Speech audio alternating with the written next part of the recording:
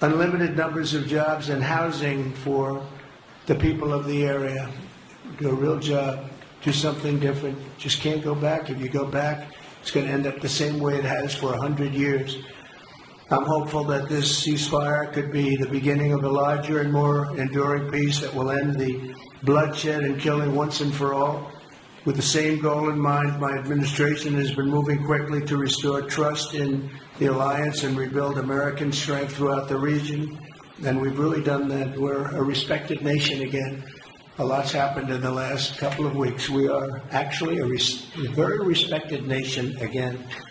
I ended the last administration's de facto arms embargo on over $1 billion in military assistance for Israel. And I'm also pleased to announce that this afternoon the United States withdrew from the anti-Semitic UN Human Rights Council and ended all of the support for the UN Relief and Works Agency, which funneled money to Hamas and which was very disloyal to humanity. Today I also took action to restore a maximum pressure policy on the Iranian regime, and we will once again enforce the most aggressive possible sanctions, drive Iranian oil exports to zero, and diminish the regime's capacity to fund terror throughout the region and throughout the world. We had no threat when I left office. Iran was not able to sell oil. Nobody was buying oil because I said, don't buy it. If you buy it, you're not doing any business with the United States. And Hamas was not being funded. Hezbollah was not being funded. Nobody was being funded. There would never have been an October 7th. 2 weeks ago, I once again designated the Houthis as a terrorist organization. They're trying to destroy world shipping lanes, and that's not going to happen. And over the weekend, I ordered airstrikes against senior ISIS leaders hiding in the caves of Somalia and took them out. Here in America, we've begun the process of deporting foreign terrorists, jihadists, and Hamas sympathizers from our soil, just as we have people that are extremely evil, and we're sending them out of our country. They came from jails. They came from mental institutions and insane asylums, and they were dumped into our country. They're gang members. We're getting them out at numbers that nobody can actually believe. And every single country is taking those people back. They said they would never take them back, and they're all taking them back, and they're taking them back very gladly.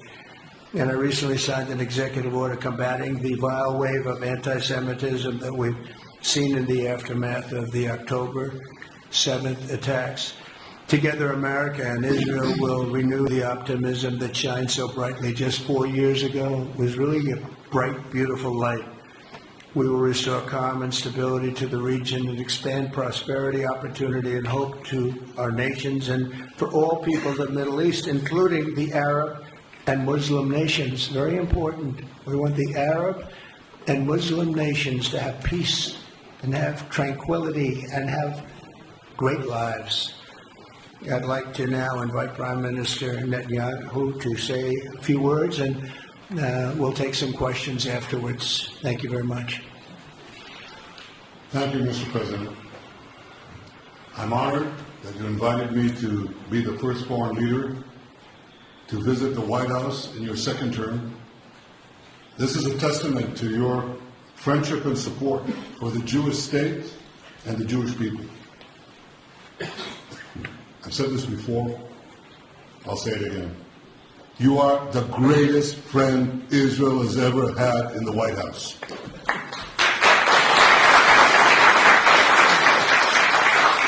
And that's why the people of Israel have such enormous respect for you. In your first term, you recognized Jerusalem as Israel's capital. You moved the American embassy there. You recognized Israel's sovereignty over the Golan Heights. You withdrew from the disastrous Iran nuclear deal. I remember we spoke about it. You said, this is the worst deal I've ever seen. I'm elected, I'm walking out of it. That's exactly what you did. And I think it speaks loudly for just common sense, just looking at things and seeing them as they are. And of course, you also brokered the groundbreaking Abraham Accords in which Israel made peace with 4 Arab states. We did this in 4 months. Nothing happened for a quarter of a century, but in 4 months, we were able, working together under your leadership, to have 4 historic peace accords.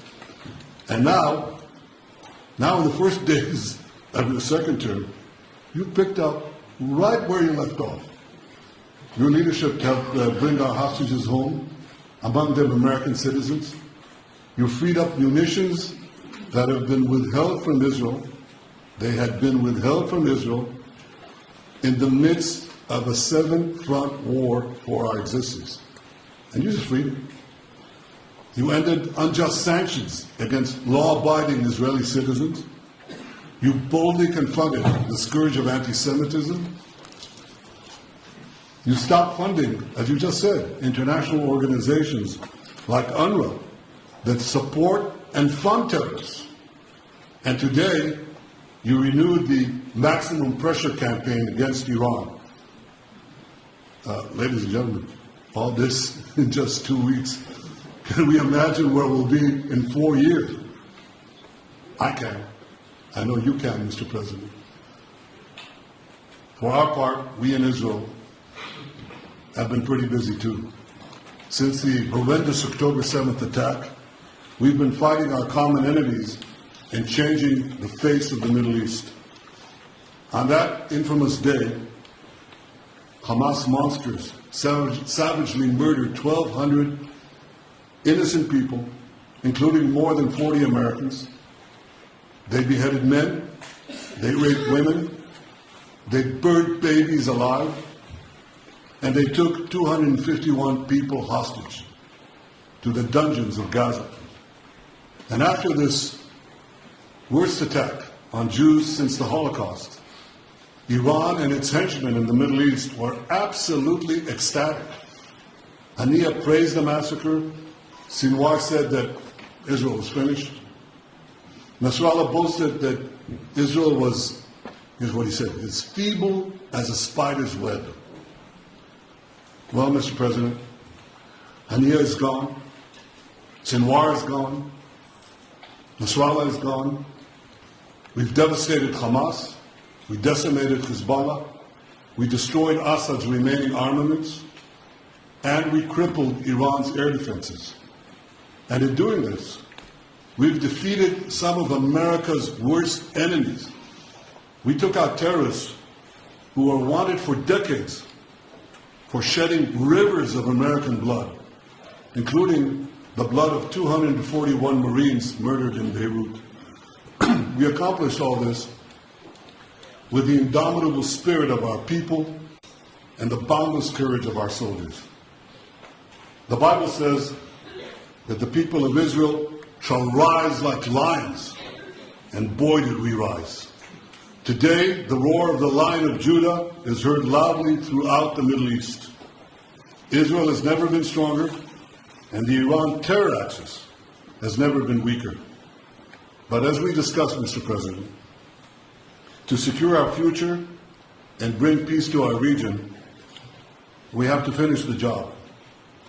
In Gaza, Israel has 3 goals: destroy Hamas's military and governing capabilities, secure the release of all of our hostages, and ensure that Gaza never again poses a threat to Israel.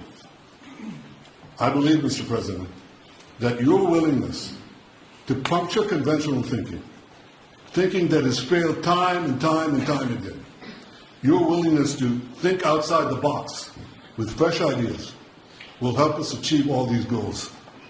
And I've seen you do this many times. You cut to the chase. You see things others refuse to see.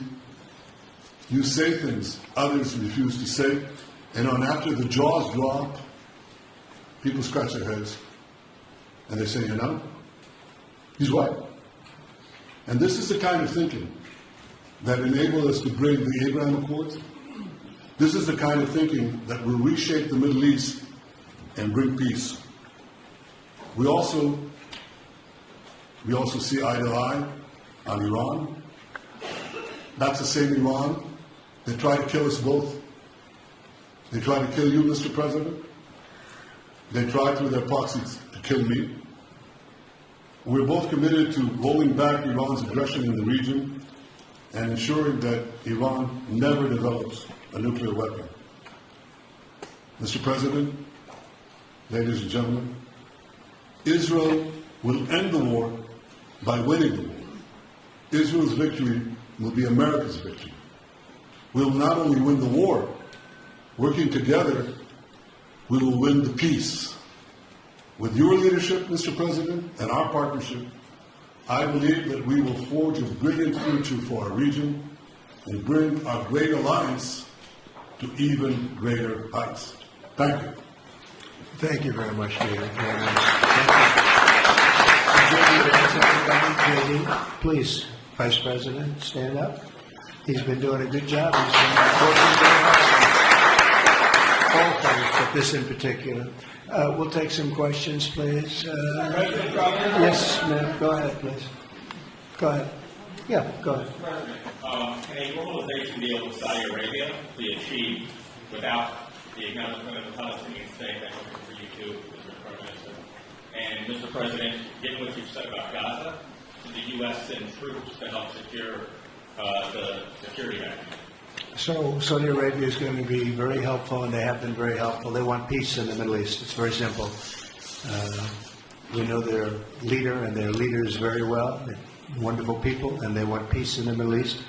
As far as Gaza is concerned, we'll do what is necessary. If it's necessary, we'll do that. We're going to take over that peace, and we're going to develop it, create thousands and thousands of jobs, and it'll be something that the entire Middle East can be very proud of. But everybody feels that continuing the same process has gone on forever, over and over again, and then it starts, and then the killing starts, and all of the other problems start, and you end up in the same place, and we don't want to see that happen. So by the United States, with its stability and strength, owning it, especially the strength that we're developing and developed over the last fairly short period of time, I would say really since the election, I think we'll be a great keeper of something that is very, very strong, very powerful, and very, very good for the area, not just for Israel, for the entire Middle East. Very important. And we'll, again, have thousands of jobs, and there'll be jobs for everyone, not for a specific group of people, but for everybody. Okay, please. I think peace between Israel and Saudi Arabia is not only feasible, I think it's going to happen. I think if we had another half a year in your first term, it would have already happened. True. Many more, I agree, many more nations. I think we can't prejudge and pre-guess how we'll achieve it, but I'm committed to achieving it, and I know the President is committed to achieving it, and I think the Saudi leadership is interested to achieve it. So we'll give it a good shot, and I think we'll succeed. Yeah, please, go ahead.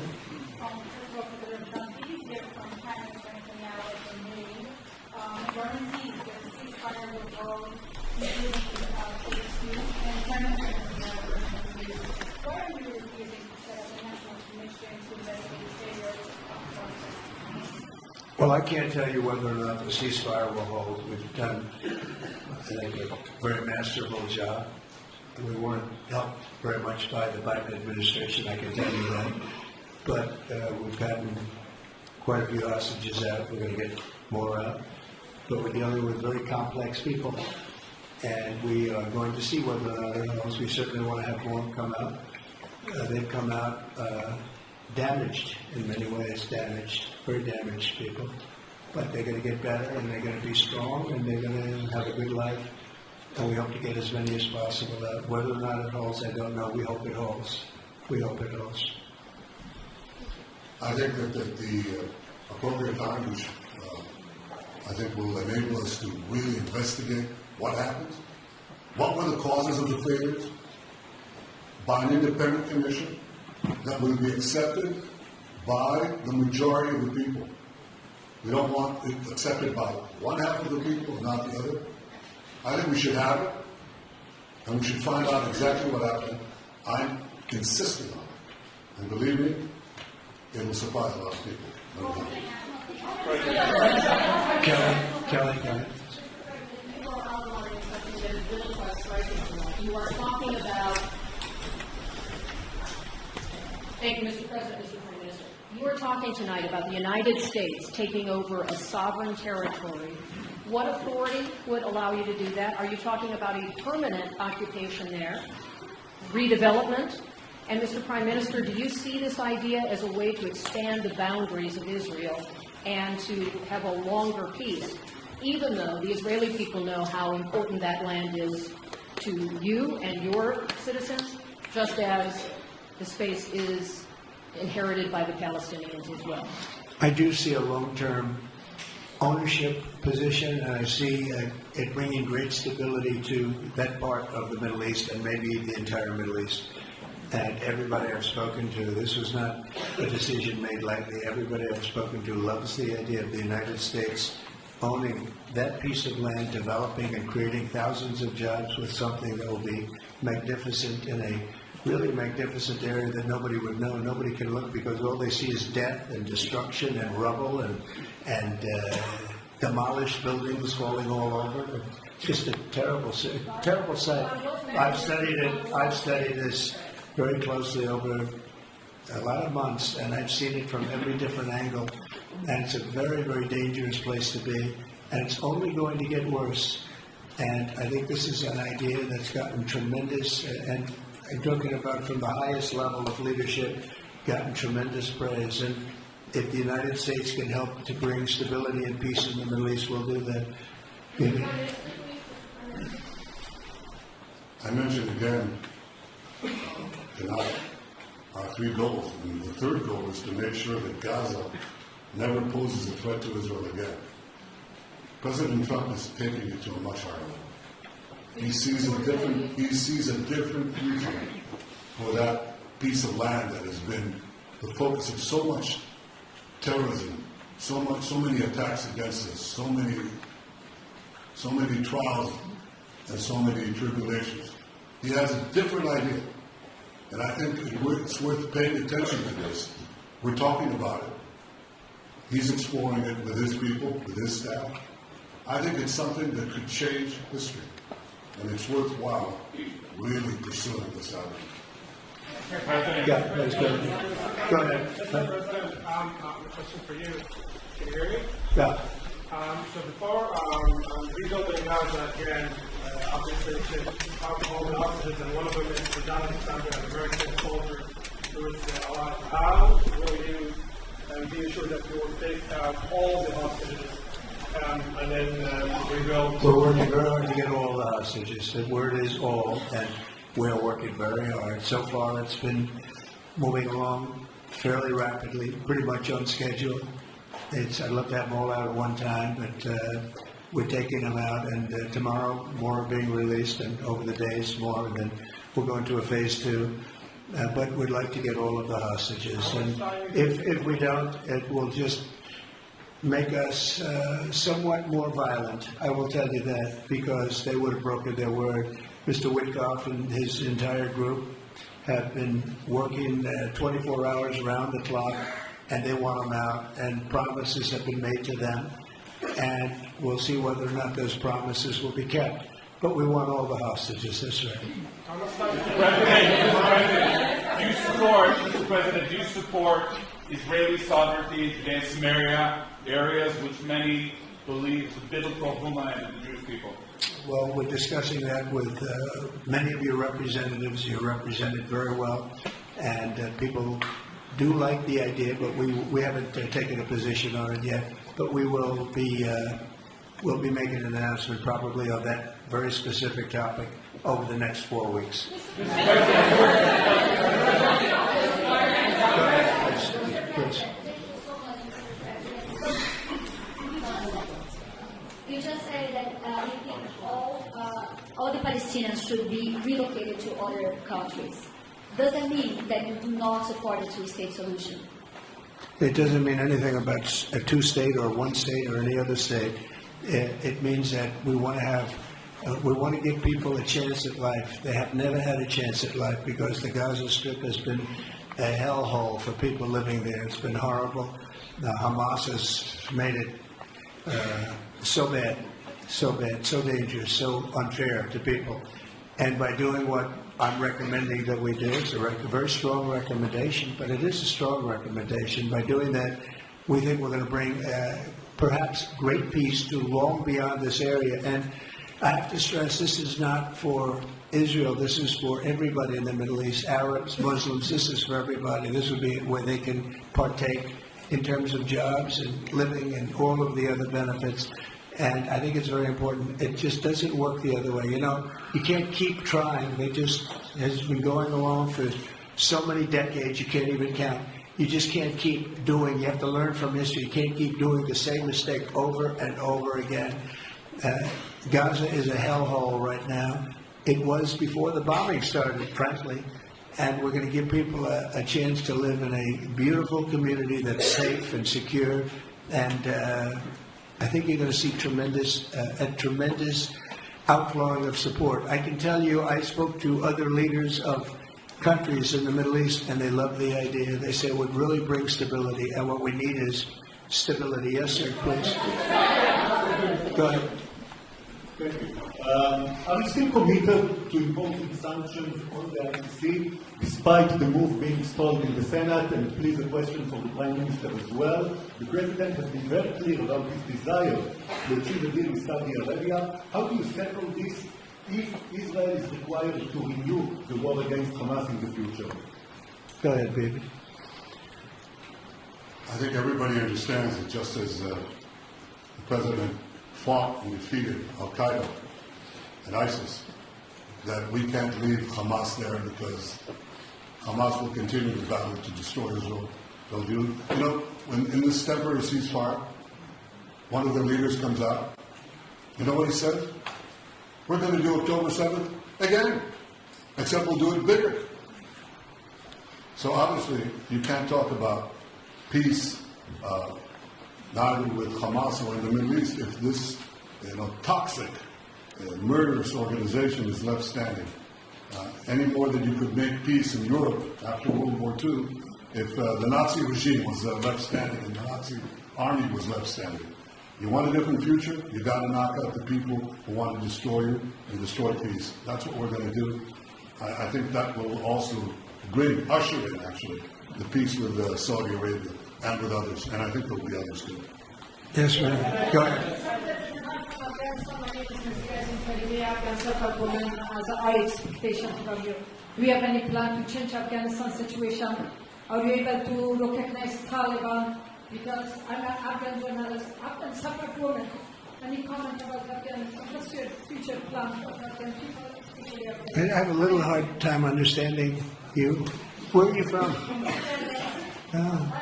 Actually, it's a beautiful voice and a beautiful accent. The only problem is I can't understand the word you're saying. But I just say this, good luck, live in peace. Go ahead. That's okay, yeah, please. You said earlier today that it was tough for you to implement these sanctions on Iran, but you did indicate that you were willing to negotiate with them. What would that look like, and are you in conversations with them, and the same for the Prime Minister? I hated doing it. I want Iran to be peaceful and successful. I hated doing it. I did it once before, and we brought them down to a level where they were unable to give any money. They had to survive themselves, and they had no money. They were essentially broke. And they had no money for, as I said, Hezbollah. They had no money for Hamas. They had no money for any form of terror. The 28, if you call it, the 28 sites of terror, they had no money for any of it. They had to do their own and focus on their own well-being.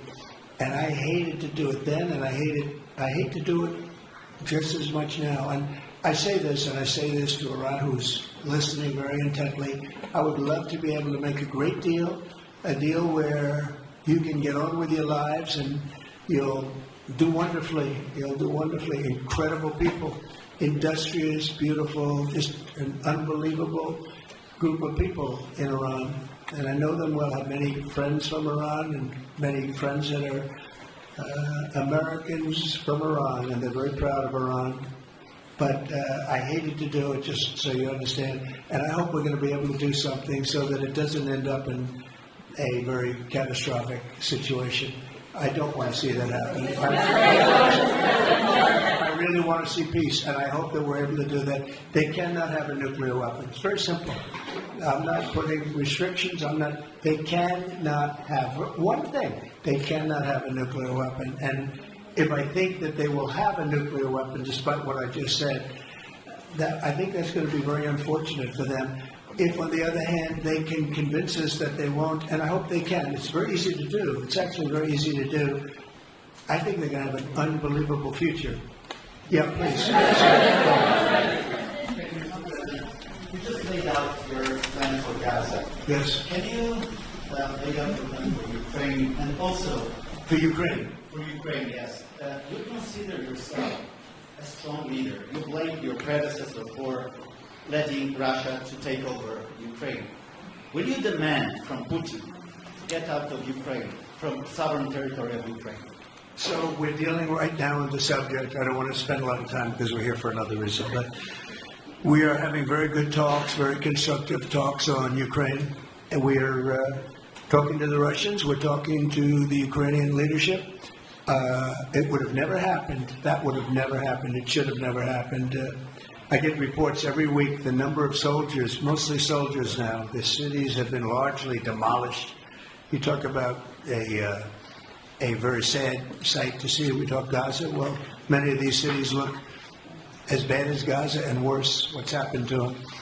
And I want to see that end. And I want to see it end for one simple reason, the life of young people being absolutely obliterated on both sides. You probably have 700,000 Ukrainian soldiers dead, 800,000, maybe more Russian soldiers dead. It's very flat land, and the only thing that's going to stop a bullet is a human body. In this case, usually soldiers. And the numbers are staggering when you hear the real numbers in Ukraine, what the numbers are. And this doesn't include the cities that have been demolished and all of the people that were killed.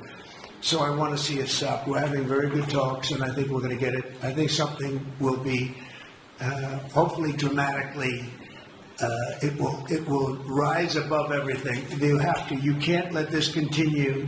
This is an absolute slaughter that's taking place on the beautiful farmlands of Ukraine, and we have to stop it. We can't let this continue. It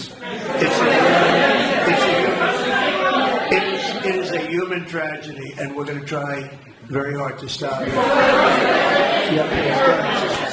Mr. President, what's your view about Palestinian leader Abbas' goal in all the regional changes you want to do?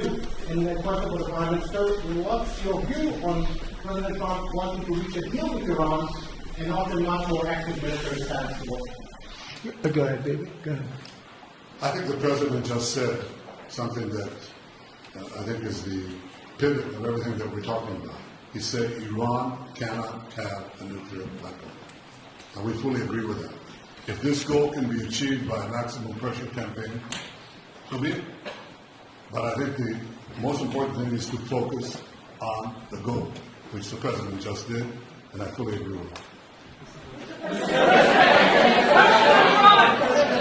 Well, I said it, and he said it very well.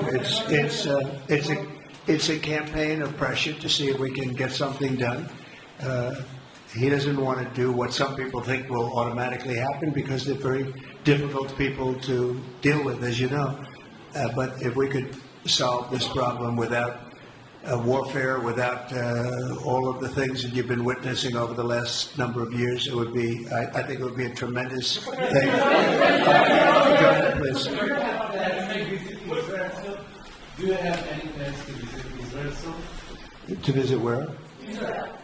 Oh, well, I love Israel. I will visit there, and I'll visit Gaza, and I'll visit Saudi Arabia, and I'll visit other places all over the Middle East. The Middle East is an incredible place, so vibrant, so it's just one of the really beautiful places and with great people. And I think a lot of bad leadership has taken place in the Middle East that's allowed this to happen. It's just terrible. And that includes on the American side, by the way. We should have never gone in there a long time ago, spent trillions of dollars and created so much debt. So it includes Americans, but Yeah, I'll be visiting a lot of different places in the Middle East. I've been invited everywhere, but I will be visiting some, yeah. Let's go. Caitlin, go ahead. Thank you so much, President Trump. Caitlin, Just to go follow ahead. up on what you were saying there. Say it, go ahead, Just please. to follow up on what you were saying about the Gazans leaving Gaza, going to other countries. One, where exactly are you suggesting that they should go? And two, are you saying they should return after it's rebuilt? And if not, who do you envision living there? I envision the world, people living there, the world's people. I think you'll make that into an international, unbelievable place. I think the potential in the Gaza Strip is unbelievable. And I think the entire world, representatives from all over the world will be there, and they'll live there. Palestinians also. Palestinians will live there. Many people will live there. But they've tried the other, and they've tried it for decades and decades and decades. It's not going to work. It didn't work. It will never work. And you have to learn from history. History is, just can't let it keep repeating itself. We have an opportunity to do something that could be phenomenal. And I don't want to be cute. I don't want to be a wise guy, but the Riviera of the Middle East, this could be something that could be so bad. This could be so magnificent. But more importantly than that is the people that have been absolutely destroyed that live there now can live in peace in a much better situation because they're living in hell. And those people will now be able to live in peace. We'll make sure that it's done world class. It'll be wonderful for the people. Palestinians mostly we're talking about. And I have a feeling that despite them saying no, I have a feeling that the king in Jordan and that the general president, but that the general in Egypt will open their hearts and will give us the kind of land that we need to get this done. And people can live in harmony and peace. Thank you all very much.